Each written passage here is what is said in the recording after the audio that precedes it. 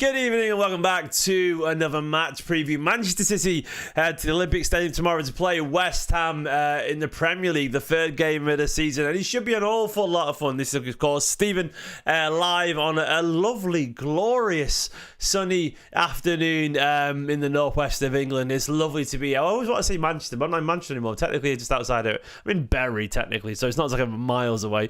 But either way, we are here. We are live. We're chatting Manchester City. Do let me know how you're feeling about the potential game tomorrow. Do get involved live if you're watching. I want to know your comments, your predicted 11, all the usual stuff in the chat. It is massively appreciated. And we're going to go through everything at the bottom, as you can see. We're going to go through the overview of the game, team news, predicted 11, the opposition, predictions, all that kind of stuff today. I would like to say as well, please give the video a like and subscribe if you are new to the channel. I'm enjoying all support at the moment. It's been absolutely hugely appreciated. So thank you so much, man, for everyone being ace.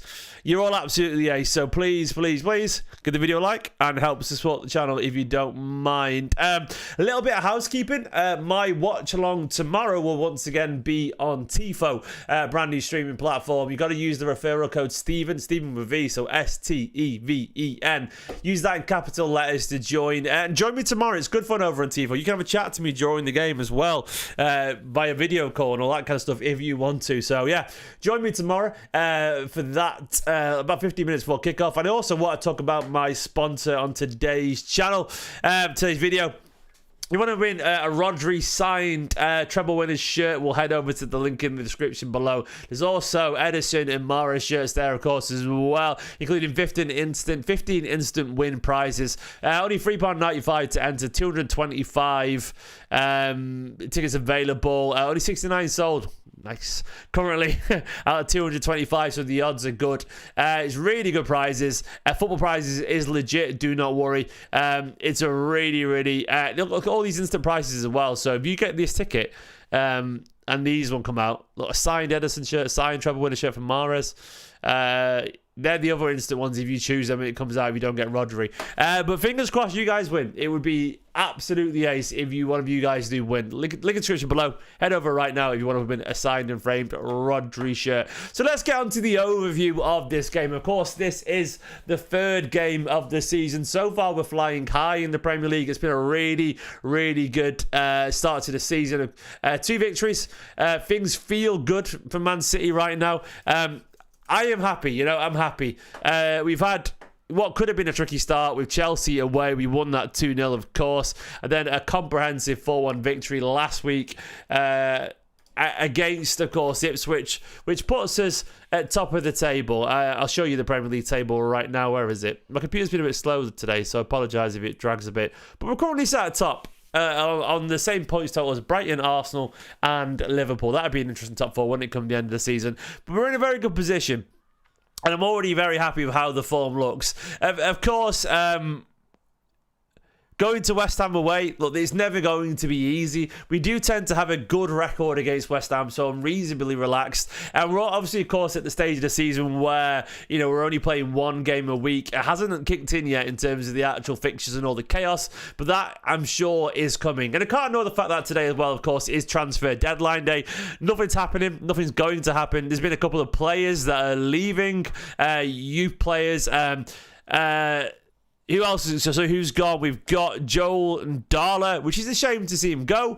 Absolutely. But, I don't think he was going to break through to this team. Look, see, you've got really good academy players these days, but the first team is even stronger, of course. Yeah, so he says he's agreed to PSV is a good move for him. Have agreed to sign a Darla on loan with a mandatory buy clause.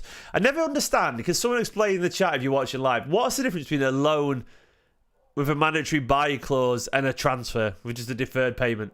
Like, if someone's loaning someone with a mandatory buy clause, they're just signing them on a transfer, surely. Just the money comes later. Like, it's not...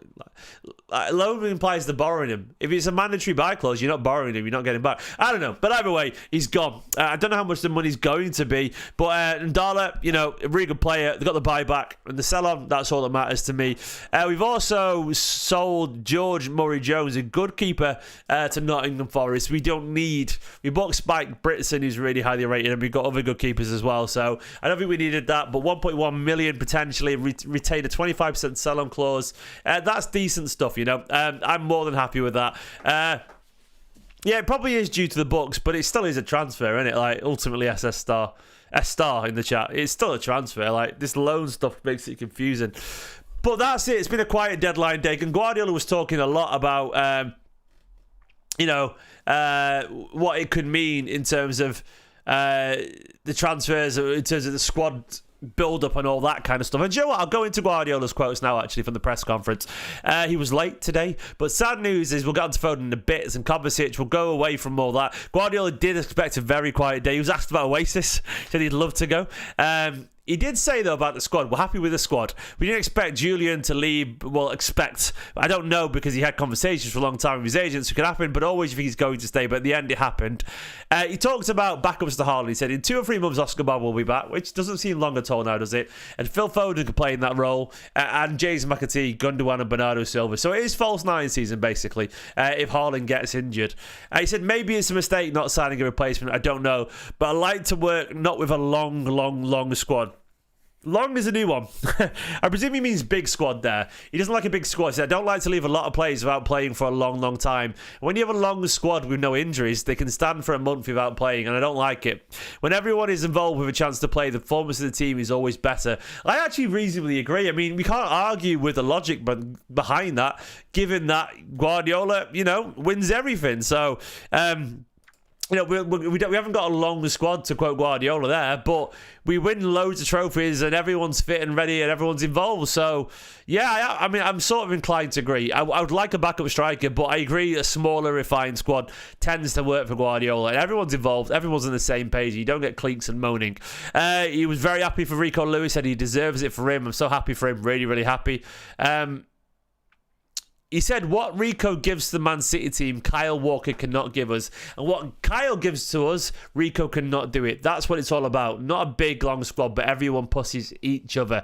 And he's right, because he was obviously pushed on Kyle Walker not being available for England and not in the England squad. He's right. I did an article today, by the way. I would recommend going give it a watch if you don't mind. A read over on esteemedcompany.com. I did an article about Rico Lewis and Kyle Walker. Please, check it out. I do feel the transition is happening right now. Let me bring it up on screen. Where's it gone? So yeah, go and check this out if you want. I wrote a thought piece here on Kyle Walker and Rico Summary. I read it. Rico Lewis. Rico Summary would be a great name. Go check it out if you want to. It'd be more than appreciated. Esteemedcompany.com, unfiltered Man City news and opinion. Back to his quotes. Where's he gone? Where's the man's quotes? He was asked about his future as well, and he said, I've answered this question the first days of the season and it's over. So there we go. I mean, there wasn't a lot to talk about in the press conference, but there was some team news. I'll get onto the team news bit. Let's go back over here. Unfortunately, Phil Foden is not available. He still doesn't feel good, says Guardiola. So there's no Phil Foden on the bench this weekend, which is a big shame. But the good news is that RODRI is much better, and he could be in contention for the squad, according to reports. RODRI being available back on the bench would be absolutely wonderful news. And Kovacic, much better too. So no injury for Kovacic, despite Liam Delap's best efforts. And RODRI potentially back as well. I'm sure Kyle Walker will be another step towards fitness too, with John Stones and everyone else, or the England lads back. Look, I am more than happy with this squad generally. I do think we could have done with striker, but I think the squad's in a good position. I think it is. And I also forgot to talk about the news about James McAtee. So apparently Stuttgart, Feyenoord, Leicester, Nottingham Forest, Southampton, Lille, Lens and Celtic all wanted a loan or permanently James McAtee with bids up to 30 million, I read. I'm buzzing about this. Interestingly enough, I was watching a compilation of Angel Gomez, the ex-United player at Lille, Champions League club now, and it was fascinating watching how much he developed. And he really reminds me of a right-footed James McAtee. Like, if McAtee makes it, he'll be playing a similar style to Angel Gomez, where it just looks, a creative box-to-box midfielder with loads of ability. And I think that's the aim for James McAtee. Reach that level where you're small, diminutive, but you're playing creatively and expressively. And I'm buzzing to hear that. Let's get on to the predicted 11. let's go over here and build the side. I don't really see much changes. If you look at our results the other day, where's our results the other day? Oops, that's Brighton. Why am I clicking on Brighton? My mouse is dying, so it's going very slowly. Go on, mouse. There we go.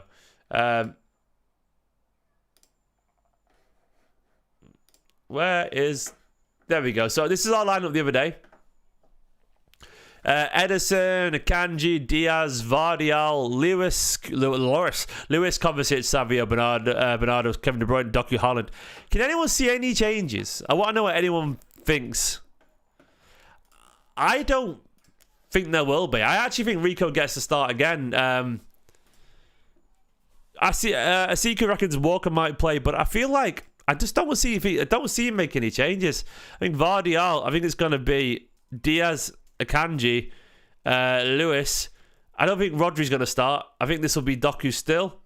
I think this will be Kovacic still. I think this will be Bernardo. I think that will be Savinho still.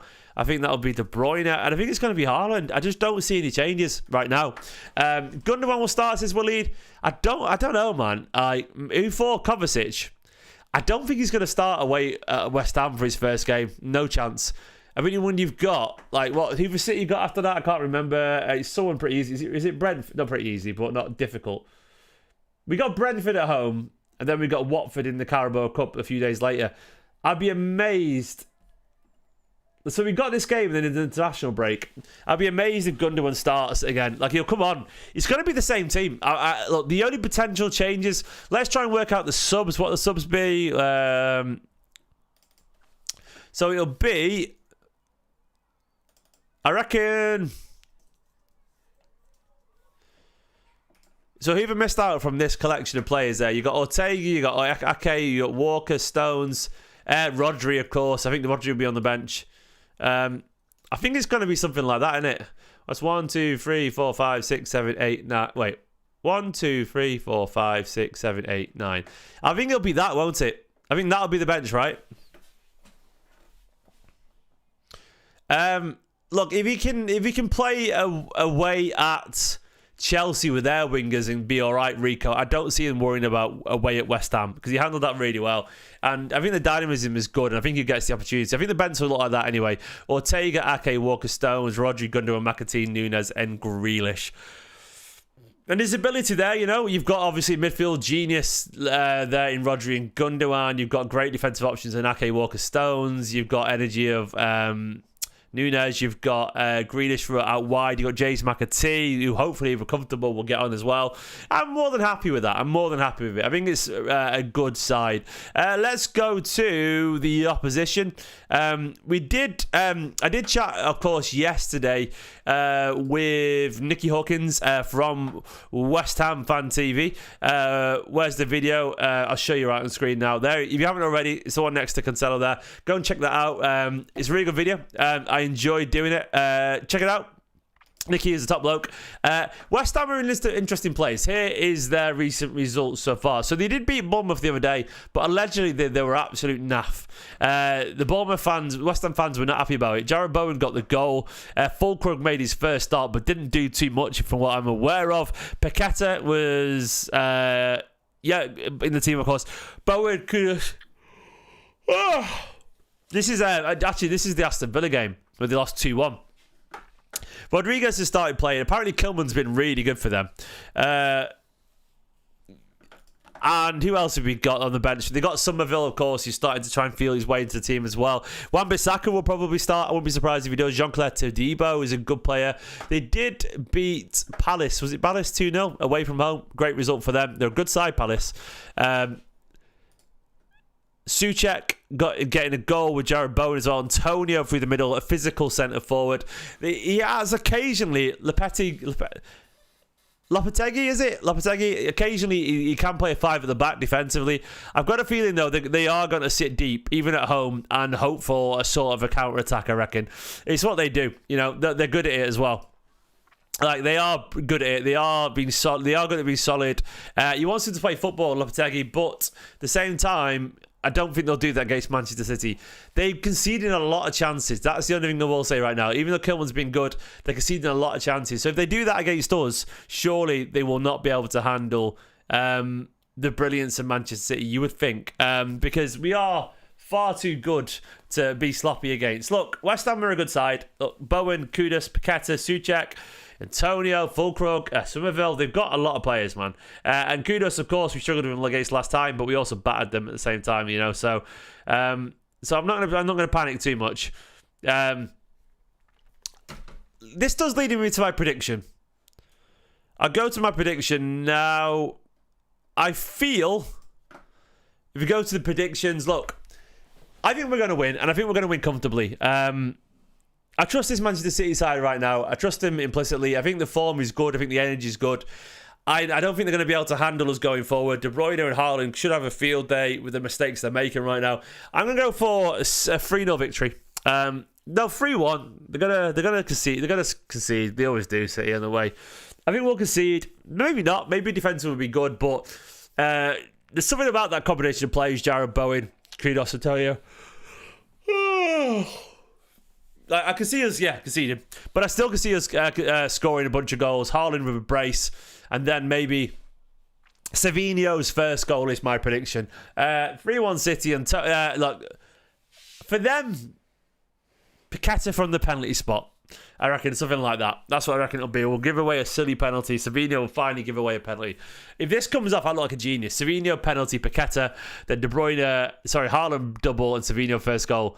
That's what I reckon. That's what I'm going to go for. Guys, it's just a quick preview. Once again, please do consider checking out Football Prizes to win a signed RODRI treble winner shirt. It would be wonderful, wouldn't it, if you could go over there. Thank you very much for watching, guys. I'm going to go help get little man Ruben to bed. Give the video a like, subscribe, and catch me tomorrow on Tifo for my watch-along. I might go live tomorrow morning briefly ahead of the game to chat all things City and probably even review the transfer window, something like that. Yeah, I'll do a transfer window tomorrow.